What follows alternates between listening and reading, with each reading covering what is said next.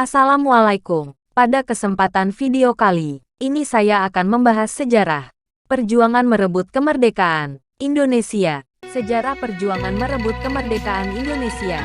Indonesia hari ini berusia 77 tahun. Generasi baru anak bangsa tak merasakan pahitnya perjuangan dalam sejarah kemerdekaan Indonesia.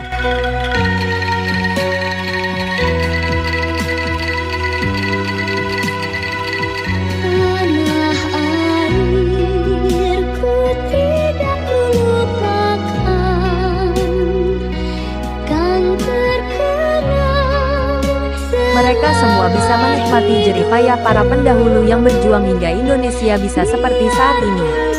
Butuh perjuangan panjang hingga akhirnya bangsa ini bisa memproklamasikan kemerdekaan yang selalu kita rayakan setiap tanggal 17 Agustus.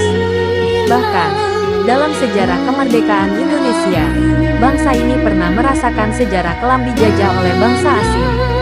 Perjuangan rakyat untuk melawan penjajahan dimulai sejak tiba di Malaka pada 1509. Di bawah pimpinan Alfonso de Albuquerque, mereka ingin memperluas kekuasaan di tanah air demi mengeruk sumber kekayaan alam yang dimiliki, termasuk rempah-rempah. Tapi perlawanan sengit digaungkan Fatahillah pada masa itu. Setelah bertahun-tahun berjuang melawan Portugis, banyak negara mencoba mengambil alih kekuasaan di Indonesia. Dipimpin Cornelis de Houtman, Belanda akhirnya bisa masuk pertama kali ke Indonesia melalui Banten. Mereka memiliki tujuan yang sama, yakni ingin menguasai rempah-rempah. Singkat cerita, perjuangan pun terus dilanjutkan dalam melawan penjajahan. Mereka terus tanpa henti melakukan perlawanan untuk bisa merdeka, hingga perjuangan mereka pun akhirnya menuai hasil. Banyak peristiwa penting yang terjadi dalam perjuangan hingga bisa memproklamasikan kemerdekaan. Berikut ini adalah beberapa momen kejadian dalam sejarah kemerdekaan Indonesia. 1. Masa pendudukan Belanda hingga Jepang. Dalam sejarah kemerdekaan Indonesia, tercatat Belanda mendirikan Verenigde de Oost-Indische Compagnie atau disingkat VOC, yaitu Kongsi Dagang Hindia Timur Belanda yang memiliki hak istimewa di Indonesia dalam urusan perdagangan. Mereka berhasil memonopoli perdagangan Indonesia, melakukan penindasan, sampai pemerasan kepada rakyat. Walau di tengah jalan VOC dibubarkan, kolonialisme Belanda tak berhenti begitu saja. Mereka mendirikan pemerintah Hindia Belanda yang membuat bangsa ini semakin sengsara, karena sistem tanam paksa dan membangun fasilitas jalan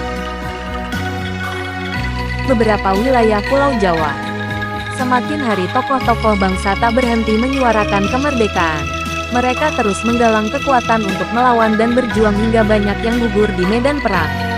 Hingga akhirnya Belanda berhenti menguasai Indonesia usai 350 tahun melakukan penjajahan.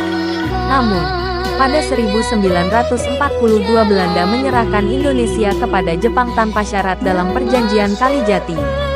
Indonesia kembali diduduki oleh bangsa asing di tanahnya sendiri. Selama kurun waktu 3 tahun lebih, rakyat terus berjuang hingga secercah harapan untuk bisa merdeka muncul. 2. Jepang menyerah dari sekutu usai kalah di Perang Pasifik. Bangsa Indonesia mulai di atas angin usai Jepang mengakui kekalahan dari sekutu. Mereka tak lagi dikdaya setelah 14.000 lebih rakyat menjadi korban akibat luluh lantahnya Hiroshima oleh bom atom pada tanggal 6 Agustus tahun 1945 dan Nagasaki 3 hari setelahnya. Buntut dari peristiwa itu Jepang siap melepaskan Indonesia. Setelah mendengar kabar tersebut ditambah pasukan Jepang yang sudah diambang kehancuran, para tokoh senior kala itu langsung bergerak cepat guna menegaskan jika bangsa Indonesia ingin merdeka. Dalam sejarah kemerdekaan Indonesia mencatat, tokoh senior langsung menginisiasi berdirinya Badan Penyelidik Usaha-Usaha Persiapan Kemerdekaan Indonesia, BPUPKI, yang diketuai Dr. Rajiman Widyodiningrat. Namun, tak lama berselang badan tersebut berganti nama jadi Panitia Persiapan Kemerdekaan Indonesia (PPKI) yang dipimpin oleh Dwi Tunggal, Soekarno dan Muhammad Hatta. Rajiman ditemani Soekarno dan Hatta pun diterbangkan ke Vietnam pada tanggal 10 Agustus untuk bertemu Panglima Tentara Jepang di Asia Tenggara Marsekal Isaichi Tarauchi. Di sana disepakati negeri matahari terbit memberikan kemerdekaan ke Indonesia. 3. Penculikan Soekarno dan Hatta ke Rengas Dengklok.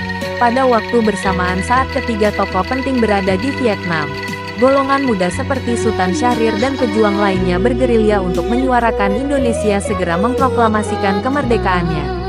Mereka tak mau mengikuti hasil pertemuan pimpinan PPKI di Vietnam, karena tak mau menganggap kemerdekaan itu hadiah dari Jepang.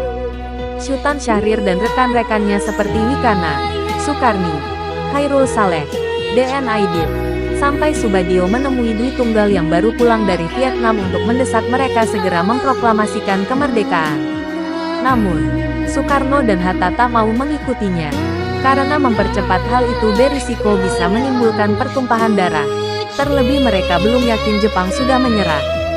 Dalam sejarah kemerdekaan Indonesia, golongan pemuda tercatat nekat menculik Soekarno dan Hatta yang jadi ketua PPKI dan membawanya ke Rengas Dengklok pada tanggal 16 Agustus tahun 1945 dini hari WIB.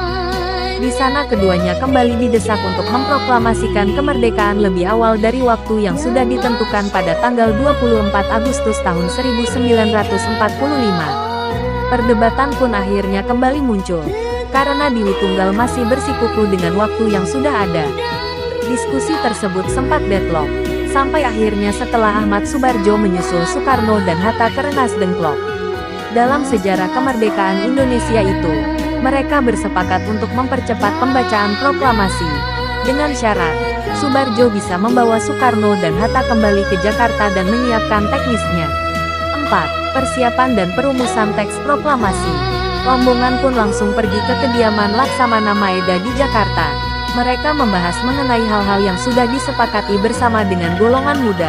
Ketiganya pun dipertemukan oleh Maeda dengan Kepala Pemerintah Militer Gun Seikan di markasnya untuk membahas upaya tindak lanjut yang akan dilakukan. Hanya saja, Jepang tak memberikan izin terkait hal itu.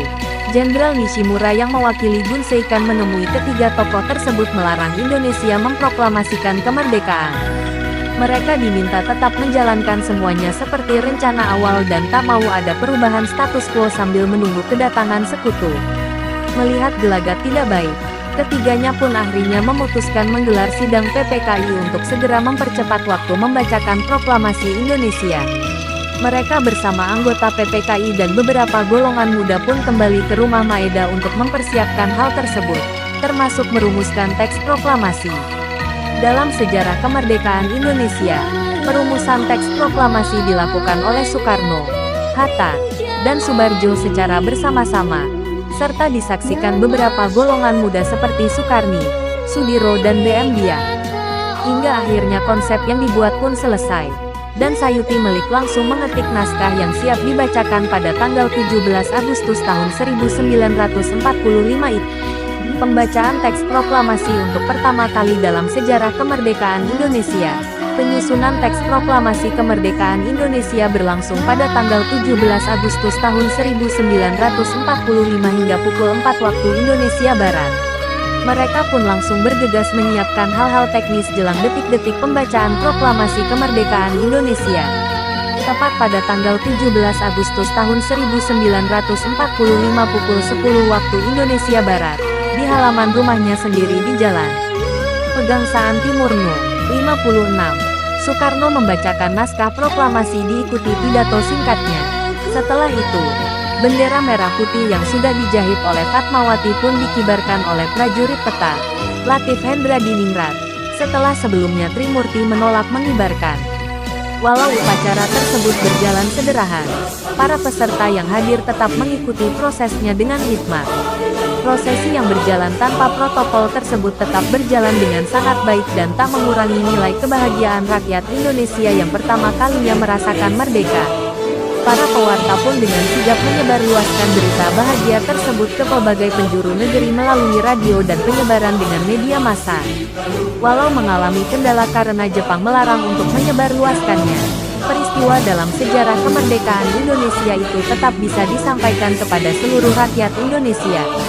Itulah beberapa peristiwa-peristiwa penting yang diceritakan secara singkat dalam sejarah kemerdekaan Indonesia.